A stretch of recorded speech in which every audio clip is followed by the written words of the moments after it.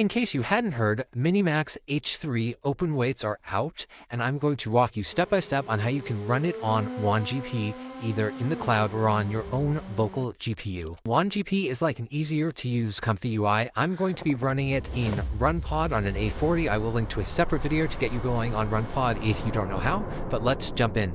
In the Wan2GP model selector, you're going to select MiniMax H3, and then there are 4 variations right now. I expect more will arrive soon, but right now there are 4. There's first frame, last frame in both a regular and a pruned version, the pruned version being smaller, and then there's a reference version, full and pruned. With first last, you can do text to video with no reference images. You can do first frame and you can do last frame, and that's it. With the reference version, you can do video to video, you can do audio to video, so you can do lip sync videos, you can do image to video. You just can't do text to video, and you can't particularly do first frame or last frame, but you can use just one reference image and reference it in your prompt to be the starting scene. Even the pruned int 8 versions are not small. They're about 22 gigs. So for now, I'm just using the pruned reference version because it has greater flexibility and I only have to download one set of weights. Once we select that option, we see that a reference video and reference image drop-down appears, and we're just going to select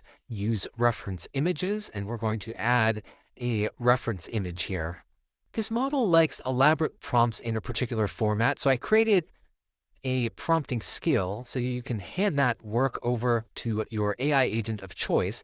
I will link to the prompting skill in the video description. Just take that link and paste it into your agent. Here I'm in ChatGPT, and I'm just going to say use the MiniMax H3 video prompting skill here, paste in the link, to create a full reference model prompt using the attached image as the reference. In the video, the woman should be running from an exploding building and yelling, MiniMax H3 is here. So you can give your agent the reference images so that it can describe them in the prompt. You can give it the reference video as well, or any audio, and then it will output a very long, specifically formatted prompt for you. And here's our prompt. Something a bit odd you'll notice in their format is everything visually important is a subject. So a person or a character is a subject, but so is the environment or an accessory or a motion. So you'll be describing things that matter visually as subjects and then describing how they interact, or really your agent will be doing this. And then you can edit the particulars to get it the way you want. You'll see the prompt is actually quite long. When it is complete, you can copy it, and we're going to then go back to Wan2GP and paste it into the prompting box.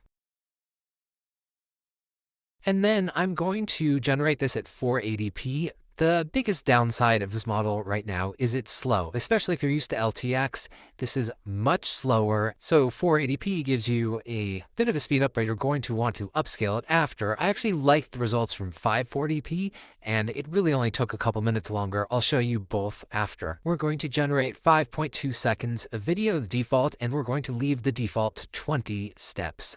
Under advanced mode, you're going to want to go under general, scroll to the bottom there, and select the everything is the same prompt, because we have this really long prompt with line breaks. In order for it to just be treated as one prompt, you need to select that. And then under miscellaneous, I'm going to select the smallest text encoder. The model weights are all so big here that I just wanted to save time downloading even more weights and loading them into memory. So I used the Q2 option, which is 8.5 gigs versus default, which is about 27 gigs. And I did not notice a degradation in quality or prompt adherence from using the smaller text encoder.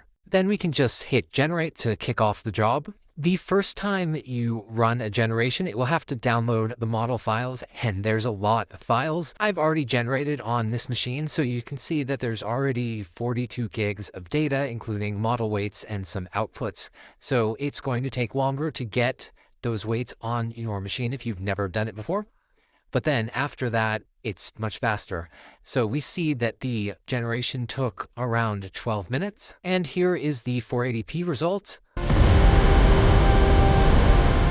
MiniMax H3 is here! And here is the 540p. It only took around 2 extra minutes, so I think worth the time. In either event, I think people are going to use workflows where they create at low resolution and then upscale. And from the activity on Hugging Face, it looks like the creator Wan2GP is cooking something using Seed VR2 to upscale MiniMax. Something that is unbearably slow right now is using reference videos. It works well and it's easy to do, but it is slow. It's very similar to what we just did. You are in the reference model and you can select a use reference video and then drag in a video of a person or a character moving in some way, and then add a reference image. And then for the prompt, I used the same prompting skill and gave the LLM both the reference video and the image, and it created this very long prompt. You can see that subject 2 is actually the dance choreography. So as I mentioned, subjects are not just what we intuitively think of as the subject. As you can see, it's a very long prompt. It includes what the music should sound like and what the sound effects should sound like. And then we're going to do 480p, 9:16 since it's vertical. We're going to generate 8 seconds because the reference video is 8 seconds.